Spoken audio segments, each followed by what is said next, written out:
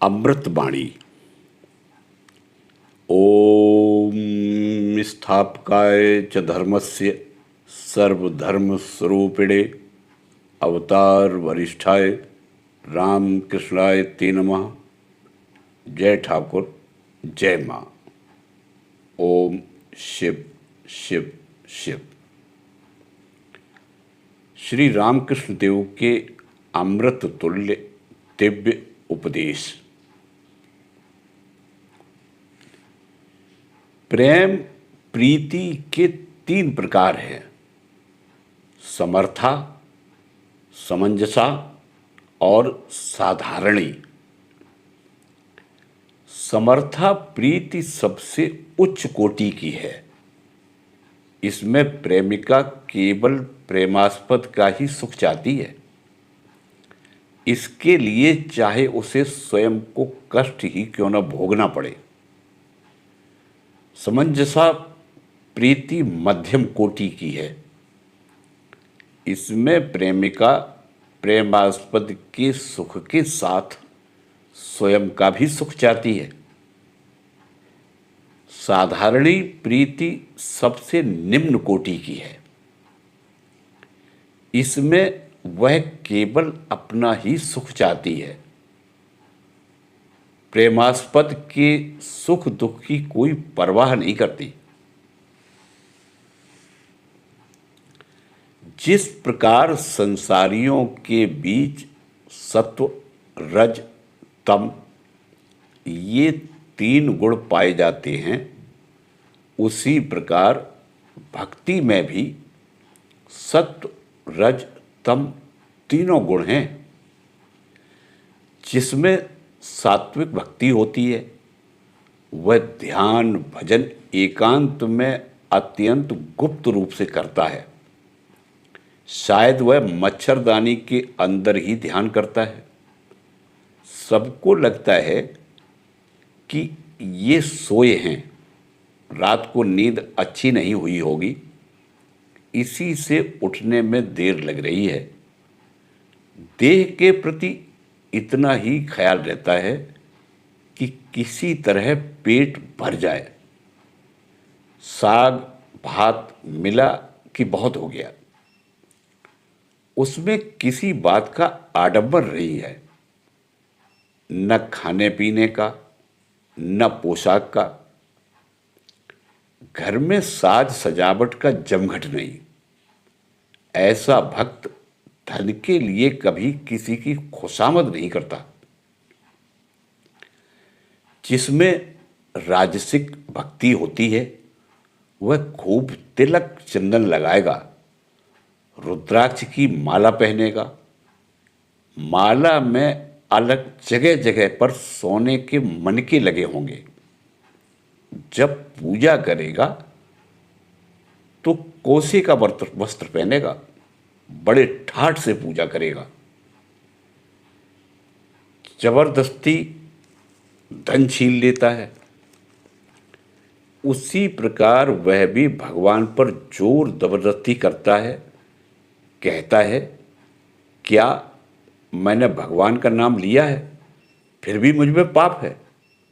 मैं उनकी संतान हूं, उनके ऐश्वर्य का अधिकारी हूं। उसमें ऐसा तेज होता है। एक भक्त ने प्रश्न किया, भक्ति का तामसिक रूप क्या है? श्री रामकृष्ण देव ने उत्तर दिया, ऊंचे स्वर से जय काली कहते हुए पागल हो जाना, या हरि बोल चिल्लाते हुए दोनों हाथ उठाकर पागलों की तरह नाचना, यही भक्ति का तम है। इस कलयुग में ऐसी उग्र तामसी भक्ति ही अधिक लाभदायक है। मंद मध्यम जप ध्यान की बजाय इस तरह की तीव्र भक्ति से अधिक शीघ्र फल मिलता है।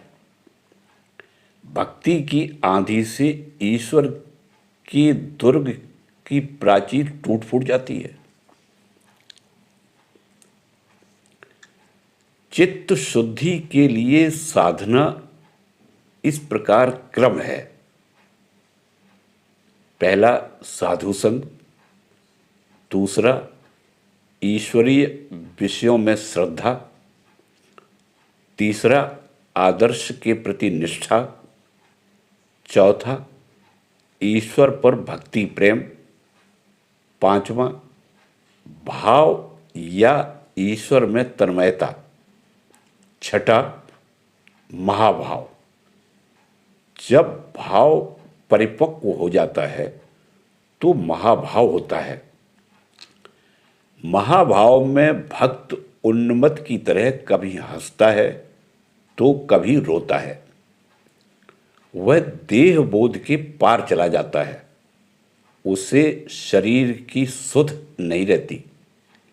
यह अवस्था साधारण जीवों को नहीं होती, अवतार महापुरुषों को ही होती है। सातवां है प्रेम, भगवत भक्ति की सर्वोच्च अवस्था। यह महाभाव के बाद आती है।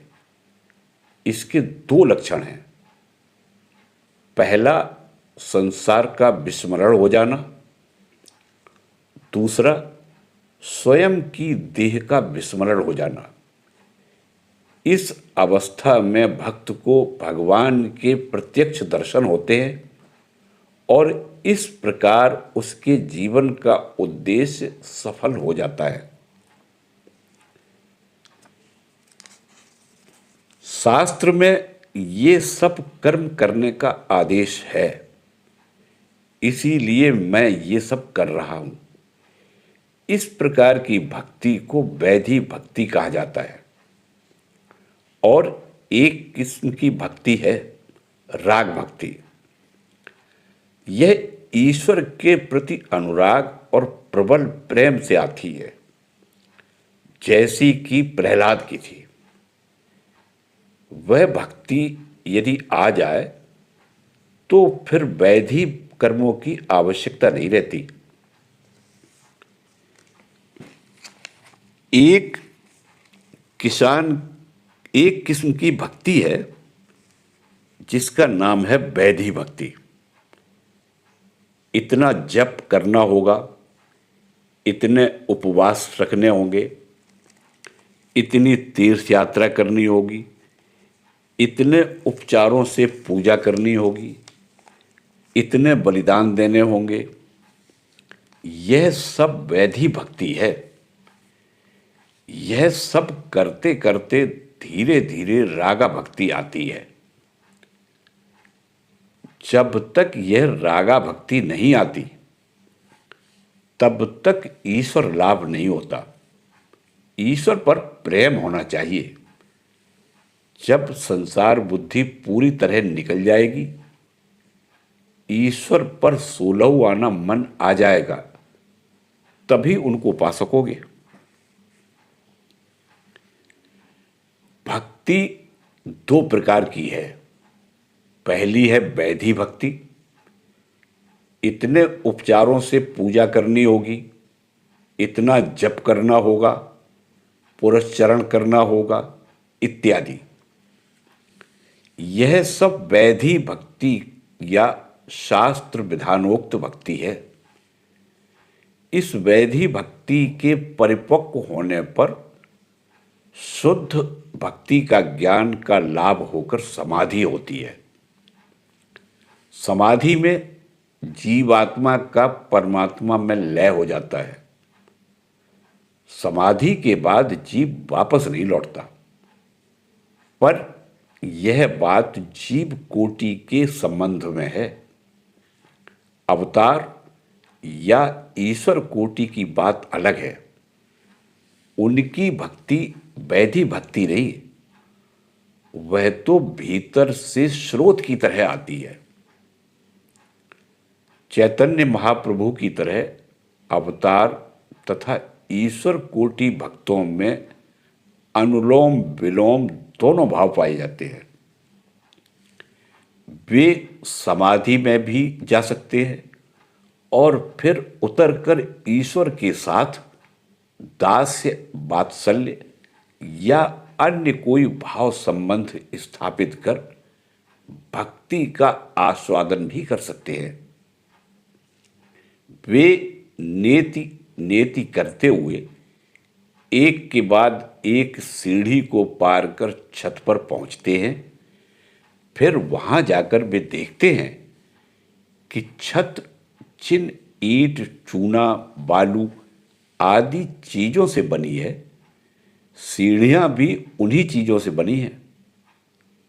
तब वे कभी छत पर रहते हैं तो कभी सीढ़ी से नीचे ऊपर आना जाना करते हैं। समाधि में अहम या जगत का अत्यंत अभाव होने पर ब्रह्म दर्शन होता है। तब दिखाई देता है कि ब्रह्म ही जीव, जगत सब कुछ हुआ है। ईश्वर दर्शन हुए बिना प्रेम या पराभक्ति नहीं होती है। पारसी किताबों में है, चमड़ी के भीतर मांस है, मांस के भीतर हड्डी, हड्डी के भीतर मज्जा, फिर और भी बहुत कुछ है। इन सब के भीतर प्रेम है।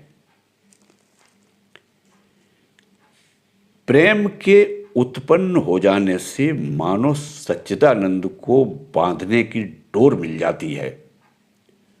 उन्हें देखने की इच्छा हुई कि डोर को पकड़कर खींचा।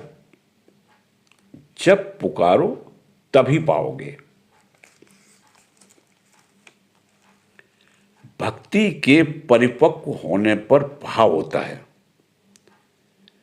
भाव में साधक सच्चिदानंद में मग्न होकर निर्वाक, निष्पन्द हो जाता है।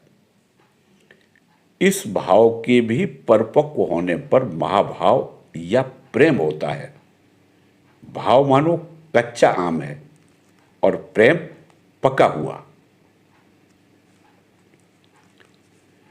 नरक यातना के भय से भगवान की पूजा प्रार्थना करना, ये पहले पहल तो ठीक है, परंतु कोई कोई पाप से बचने की भावना को ही धर्म जीवन का सब कुछ समझ बैठते हैं।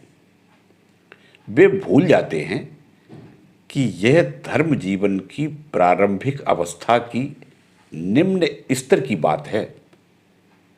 इससे ऊंचा आदर्श है ईश्वर को अपने माता पिता की तरह प्रेम करना।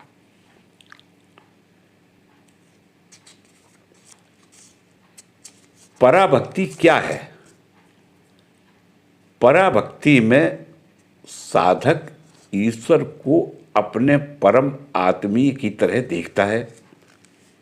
श्री कृष्ण के प्रति गोपियों की भक्ति इसी प्रकार की थी। वे कृष्ण को गोपीनाथ कहती थी, जगन्नाथ नहीं।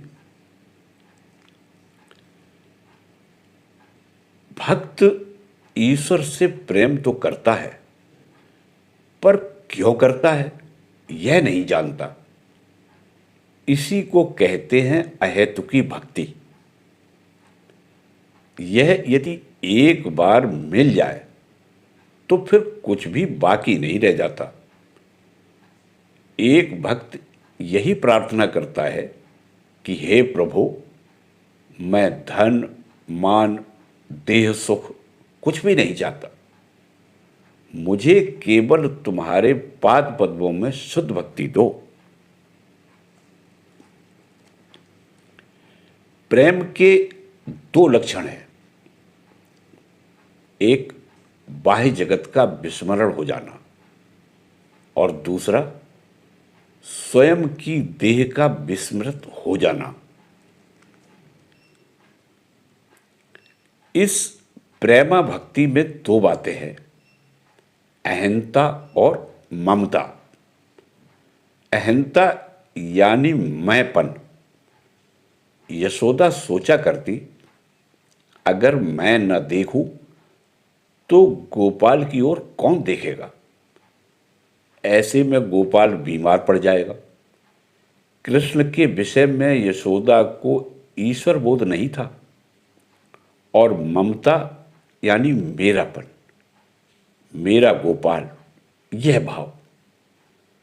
उद्धव ने यशोदा से कहा, मैया तुम्हारे कृष्ण साक्षात भगवान हैं, वे जगत चिंतामणि हैं, वे साधारण नहीं है। इस पर यशोदा बोली, अजी मैं तुम्हारे चिंतामणि की बात नहीं करती, मैं पूछ रही हूं कि मेरा गोपाल कैसा है। चिंतामणि नहीं, मेरा गोपाल। प्रेमा भक्ति बहुत कम लोगों को होती है। चैतन्य देव की तरह अवतारी उच्च अधिकार संपन्न ईश्वर कोटि के महापुरुषों के लिए ही यह संभव है। ऐसे अधिकारी बहुत ही कम होते हैं जिनमें बचपन से ही यह प्रेमा भक्ति दिखाई देती है। वे प्रहलाद की तरह बचपन से ईश्वर के लिए व्याकुल होकर रोते हैं। ये नित्य सिद्ध होते हैं।